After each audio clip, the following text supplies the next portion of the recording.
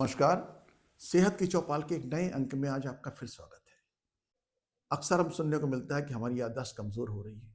वो कौन-कौन से कारण हैं जिसकी वज़ह से हमारी मेमोरी कमज़ोर हो जाती है? हम भूलने लगते हैं। कभी-कभी ऐसा लगता है कि सामने वाला व्यक्ति हमारा देखा हुआ है। इसको कब देखा था नहीं ध्यान आ रहा है, मगर है हमारा बहुत क्लोज़। और जब किसी और से पूछते हैं कि भई ये सज्जन कौन है? तो पता चलता है कि हमारे घर के पीछे ही तो रहते हैं। रोज़ तो इनको देखते हैं, मगर उस समय नहीं याद आ रहा था। कल बॉस ने कौन से 4 काम बताए थे, उसमें से 3 काम तो मुझे याद है, चौथा भूल गया। अगले दिन फिर डाँट खानी पड़ गई। ये सारी छोटी-छोटी चीज़ें क्या हम भूलने लगे हैं? तो आइए इसी पे बात करते हैं कि हम किस प्रकार से अपनी मेमोरी को बढ़ा सकते हैं। वो कौन से कारण हैं जो हमारी मेमोरी को लॉस करते हैं, मेमोरी हमारी कमज़ोर करते हैं, उनको हम अपने से अलग कर सकते हैं, दूर कर सकते हैं। उनसे अपना छुटकारा पा सकते हैं जिससे हमारी मेमोरी शार्प बनी रहे। सबसे पहले तो हमें ये जानना चाहिए मेमोरी हमारी होती कितने प्रकार की है। दोस्तों हमारी मेमोरी 3 प्रकार की होती है, 3 प्रकार से। नंबर 1 सेंसरी मेमोरी या संवेदी स्मृति कहते हैं। इसमें वो चीज़ें आती हैं जो हमको कुछ सेकंड्स के लिए मिलती हैं। 1-2 सेकंड के लिए और हमने देखा और निकल गई। जैसे हमारे बगल से कोई कार आई, काफ़ी तेज़ निकल गई। हमने कार देखा, उसका नंबर भी देखा, मगर 2 मिनट बाद हम उससे भूल गए बिल्कुल। ये अचानक कोई ऐसा एविडेंस हुआ, सामने से गुज़री कोई चीज़, एक पल के लिए हमारे सामने आई और हम उसको भूल गए। ये तो हमारी जो हम मतलब हमारे सेंसेशन सा फ़ील करा के निकल जाए, वो सेंसरी मेमोरी होती है। ये हमारी ब्रेन के अंदर रुकती बिल्कुल भी नहीं है। सेकंड है हमारी अल्पकालिक स्मृतियाँ या शॉर्ट टर्म मेमोरी। देखी ना गज़नी आप लोगों ने? शॉर्ट टर्म मेमोरी उसे कहते हैं। शॉर्ट टर्म मेमोरी में आप जो कुछ भी देखते हैं वो आपको थोड़े समय के लिए याद रहता है। थोड़े समय का 2, 4, 5 मिनट के लिए। इसके बाद आप भूल जाते हैं, क्योंकि हमें उसकी आवश्यकता नहीं है। हमारा ब्रेन कहता है कि हम इसकी आवश्यकता नहीं, इसको याद करके क्या करेंगे? इसीलिए वो लॉन्ग टर्म मेमोरी में नहीं जा पाती है। जैसे आप कोई पेमेंट कर रहे हैं, ओटीपी आया आपके पास, आपने ओटीपी रीड किया और उसके आगे फिर दूसरी दूसरी जगह फीड किया पूरा 6 डिजिट का ओटीपी आपने देखा, रीड किया और 6 डिजिट का ओटीपी वहाँ पर फीड किया।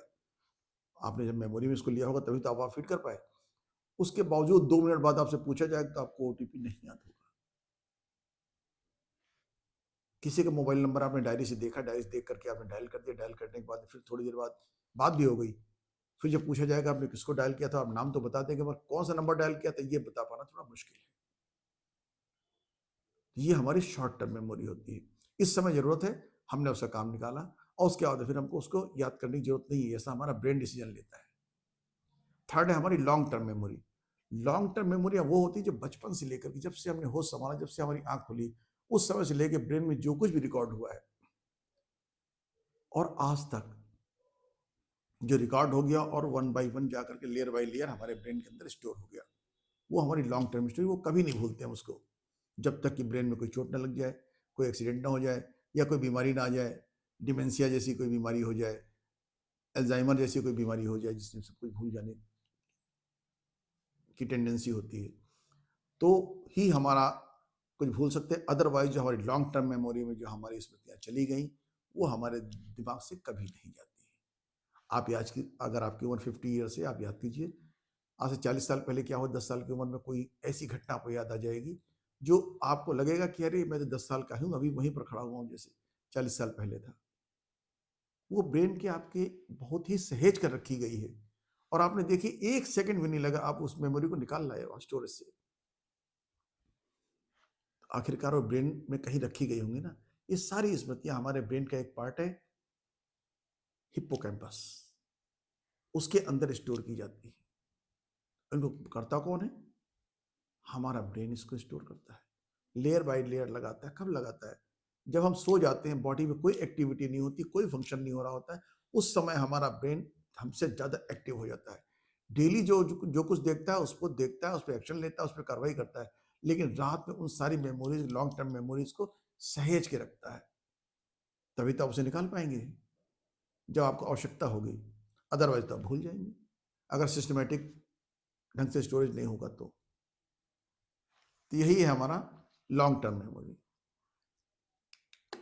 अब आइए जानते हैं कि हमारी मेमोरी धीरे धीरे कमजोर क्यों हो रही है, वो कौन से कारण है जिस वजह से हमारी मेमोरी कमजोर हो सकती है। उनमें से फर्स्ट नंबर पे आता है हमारा तनाव, टेंशन और चिंता। तो हमको ऐसा कोई कार्य नहीं करना होगा जिससे हमारी किसी प्रकार का टेंशन हो, और अगर कोई टेंशन है तो हमें उससे बहुत जल्दी फुर्सत पा लेनी है, निजात पा लेना है। क्योंकि जब तक टेंशन रहेगा हमारे दिमाग में, हमारी मेमोरी और हमारे ब्रेन के पार्ट्स कमजोर होते जाएंगे।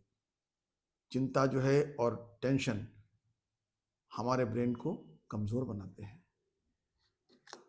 सेकंड है नींद की कमी। आजकल का युवा वर्ग इतना ज्यादा बिजी हो गया है कि उसके पास अपने लिए सोने का टाइम नहीं है, खाने का टाइम नहीं है। खाना भी रास्ते में जो मिल जाता है उसको खा लेता है, दिन भर काम में लगा रहता है। क्यों? क्योंकि उसकी जरूरतें इतनी ज्यादा बढ़ चुकी हैं, उसके लिए उसको एक्स्ट्रा वर्क करना पड़ता है, सोने का भी टाइम नहीं होता उसके पास। लेकिन अगर आप पर डे 7 to 8 आवर्स सोने के लिए नहीं निकालते हैं तो आपकी मेमोरी कमजोर होगी, उसका इफेक्ट आपकी मेमोरी पे आएगा। इसलिए आवश्यक है कि आप 7-8 घंटे कम से कम डेली अवश्य से भरपूर नींद लें, गहरी नींद, साउंड स्लीप होनी चाहिए आपकी। थर्ड नंबर पे आता है आपका पोषण में कमी। खाना जो आप ले रहे हैं, जो डाइट आप ले रहे हैं, उसमें विटामिन B12 और ओमेगा 3 फैटी एसिड कम ना होने पाए, क्योंकि ये दो चीजें ऐसी हैं जो आपकी मेमोरी को बूस्ट अप करती हैं, विटामिन B12 और ओमेगा 3 फैटी एसिड। अपनी डाइट को इस तरह से रखें आप कि उसमें ये चीजें कम ना होने पाए। कैसे होगा इसके बारे में अभी हम आपको आगे बताते हैं। नेक्स्ट है स्क्रीन टाइम कम कीजिए।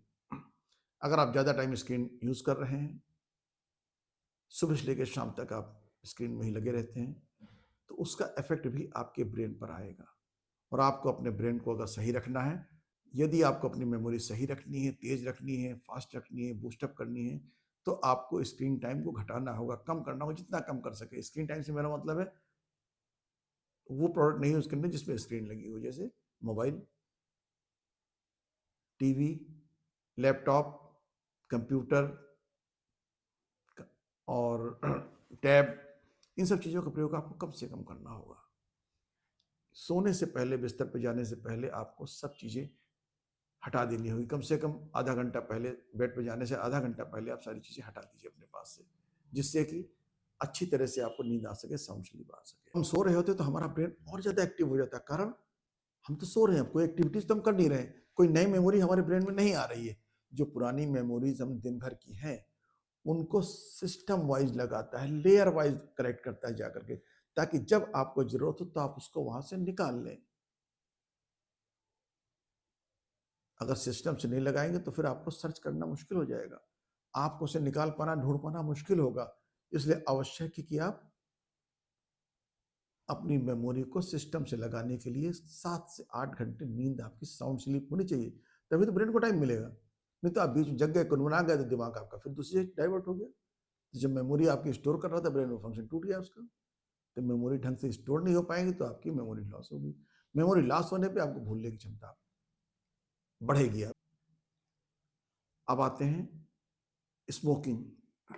क्या आप जानते हैं स्मोकिंग का क्या पोजीशन है? टोबैको च्यूइंग से क्या होता है?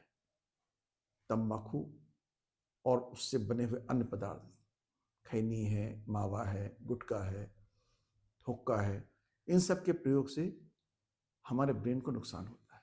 बॉडी में और जो नुकसान होते हैं आपको मालूम है, कोलेस्ट्रॉल आपका बढ़ता है, उससे ब्लड प्रेशर आपका बढ़ता है, हार्ट अटैक और ब्रेन हेमरेज के चांसेस काफ़ी ज़्यादा बढ़ जाते हैं, और उसी के साथ साथ ये हमारी मेमोरी को भी नुकसान पहुंचाता है। तो आप प्लीज़ टोबैको का कंजप्शन बंद कर दीजिए।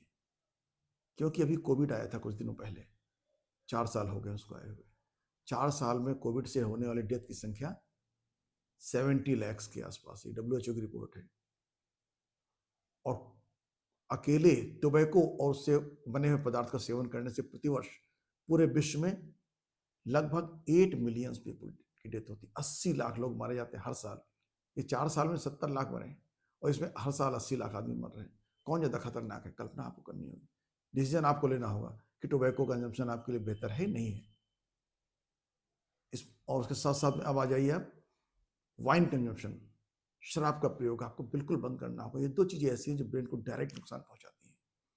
तो आपको टोबैको कंजम्पशन, वाइन कंजम्पशन बिल्कुल बंद करना होगा। नेक्स्ट आ जाइए एज।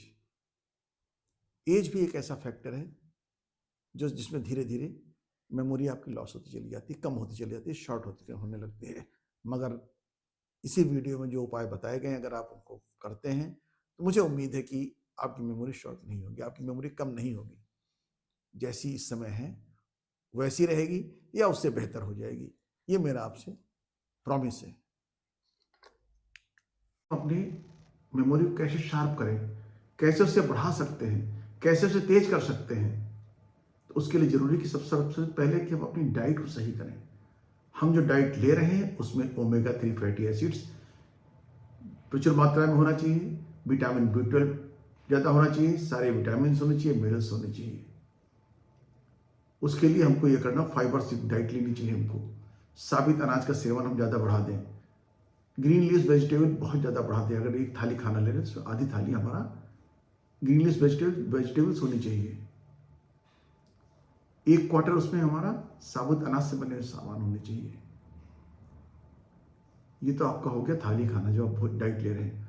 उसके अलावा रोज 5-6 पीस भीगे हुए बादाम अवश्य लें। भीगे हुए बादाम अगर ले रहे हैं तो उसका ब्रेन पे काफ़ी अच्छा इफेक्ट होता है। नेक्स्ट आइए अखरोट। ये मस्तिष्क के लिए सुपर फूड है ब्रेन। अखरोट जो है हमारा ब्रेन का सुपर फूड है। इसको आप अगर प्रयोग करते हैं तो अवश्य ब्रेन आपका किसी हालत में कोई कमी नहीं आने पाएगी, मेमोरी आपकी शार्प रहेगी। नेक्स्ट आता है हल्दी। हल्दी में करक्यूमिन नाम का एक प्रोडक्ट होता है जो पूरी बॉडी की, विशेष तौर से अगर ब्रेन के लिए ले रहे हैं तो ब्रेन को सारी इन्फ्लेमेशन को समाप्त करेगा, सूजन को समाप्त करता है और ब्रेन के फंक्शन को बढ़ाता है। और ब्लूबेरी है, ब्रोकली है, एंटीऑक्सीडेंट से भरपूर होते हैं। आप इनका सेवन करें, ब्रेन आपका शार्प रहेगा। फिर आपसे एक बार कहूँगा, ओमेगा 3 फैटी एसिड मछली और अलसी के तेल में ज़्यादा पाया जाता है, आप इसका सेवन करें। अलसी का आप तेल नहीं खा सकते तो आप अलसी को आप भून करके थोड़ा थोड़ा लेकर ले सकते हैं, अलसी सीड के रूप में ले लीजिए। फैटी एसिड की कमी नहीं होनी चाहिए। ओमेगा 3 फैटी एसिड बॉडी के लिए बहुत ही ज़्यादा इंपॉर्टेंट है। नेक्स्ट आता है आपका योगा, ध्यान। सुबह उठ करके 10 मिनट मेडिटेशन करें। गर्ल्स खेलिए ना, ब्रेन गेम खेलिए, चेस खेलिए, शतरंज खेलिए। दिमाग को सक्रिय रखने के लिए नई नई चीजें सीखिए। जो लैंग्वेज आपको नहीं आती उस लैंग्वेज को सीखिए। और सप्ताह में एक दिन अगर आप राइट हैंडर हैं तो 2 घंटे तक आप सारा काम लेफ्ट हैंड से करिए। अगर आप लेफ्ट हैंडर हैं तो वंस इन अ वीक कह रहा हूं मैं, डेली नहीं करने कह रहा हूं, सप्ताह में एक बार 2 घंटे के लिए हैंड चेंज कर लीजिए। अगर आप राइट हैंडर हैं तो लेफ्ट हैंड से सारे कार्य करिए, लेफ्ट हैंडर है तो राइट हैंड से सारे कार्य करिए। उसमें पानी पीने से लेकर के पानी पीना, खाना खाना, आना जाना कोशिश करिए। शूज पहनने हैं उसको भी आप लेफ्ट हैंड से ही पहनने की कोशिश करिए। इसमें ब्रेन को आपको ज़्यादा एक्टिव होना पड़ेगा, ब्रेन को उसी काम पे लगना पड़ेगा। और जो सुप्तावस्था में ब्रेन है आपका साइलेंट पड़ा हुआ वो काफ़ी एक्टिव हो जाएगा। क्रॉसवर्ड खेलिए, सुडोको एक गेम होता है उसको सीखिए, नई नई लैंग्वेज सीखिए, कुछ गाने याद करिए, कुछ पोएम्स याद करिए। बच्चों को पोएम सिखानी होती नहीं सिखानी होती, आप एक 2-4-10 पोएम नई मोबाइल खोलिए, उसमें देखिए, नई पोएम निकालिए, उसको याद कर लीजिए, फिर बच्चे को सुनाइए। आपका ब्रेन भी शार्प होगा, बच्चे को भी अच्छा लगेगा। और नेक्स्ट नंबर है अच्छी नींद, साउंड स्लीप लीजिए। 7-8 घंटे की डेली गहरी नींद लेना जरूरी है। और सोने से पहले स्क्रीन आपको बंद कर देनी है, ध्यान रख लीजिए। सोने से पहले स्क्रीन आपको बंद कर देनी है। आधा घंटा पहले बिस्तर पे तो आपको कोई स्क्रीन होनी नहीं चाहिए, ना मोबाइल होना चाहिए, ना टैब होना चाहिए, ना लैपटॉप होना चाहिए। टीवी सामने बंद होना चाहिए आपका। सब तनाव कम करिए, जैसा बताया मैंने, फिर आपको बता रहा हूं मैं। टेंशन को आपको फिर से कम करना होगा। टेंशन कम करने के लिए गहरी सांस लें,